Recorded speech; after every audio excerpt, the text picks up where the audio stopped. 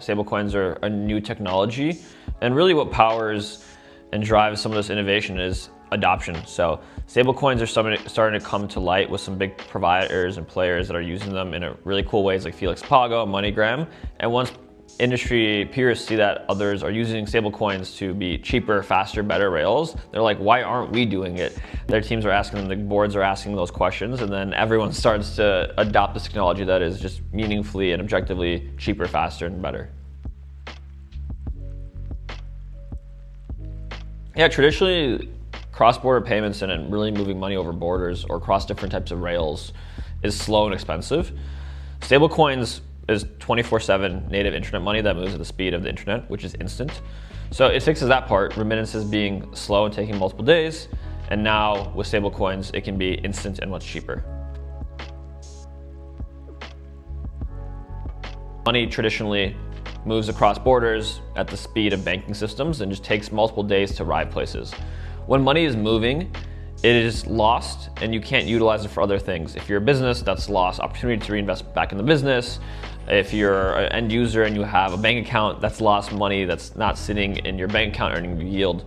So in that sense, it saves a lot of money because it can move instantly. Now that money can be used for something better. So that's how the people who are doing the platforms or remittance can save money there. And then on the end user side, if they get their money faster, they can make a lot more money, they can put in their bank account, etc.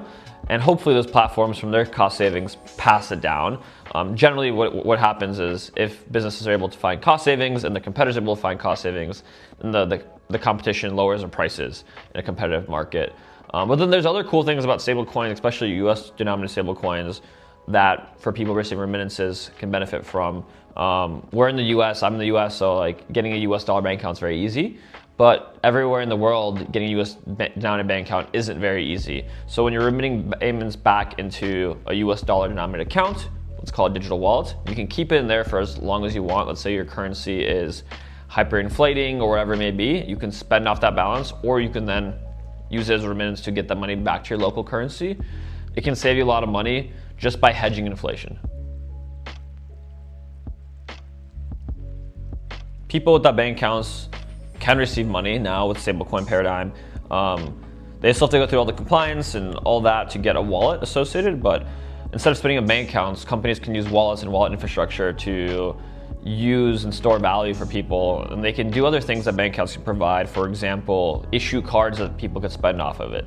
So people can receive money, stablecoins, into a digital wallet instantly 24/7, 365, keep it in currencies that don't have hyperinflation like US dollars, and then use products like card issuance, where you can issue a card off a digital wallet just like you would be able to from a bank account, and spend off of it globally. So in a lot of cases, it mimics a bank account without being trapped in one organization. The user can even self-custody the wallet, meaning that if you don't trust the banks or you don't trust the governments for other reasons, which is valid in a lot of areas, I won't get into for why, but the user can have control of their money is the value prop, and they can spend off of it globally. The value prop at Coinflow really is we connect traditional financial rails, bank payments, card payments, different networks like Pix. We can take all those same things in that other traditional payment processors could. And then the value of stablecoins is what we do, which is move money instantly. So we can move money instantly to digital wallets. Once the user has it in a remittance for a digital wallet, they can do all the things that they would with their bank at a cheaper, faster, global way. So this would be, we can settle instantly instead of waiting for days to get your money. As soon as the user gets their money in that digital wallet, we can do FX to their local currency and pay out to the bank account if they want it. They can send it to a friend.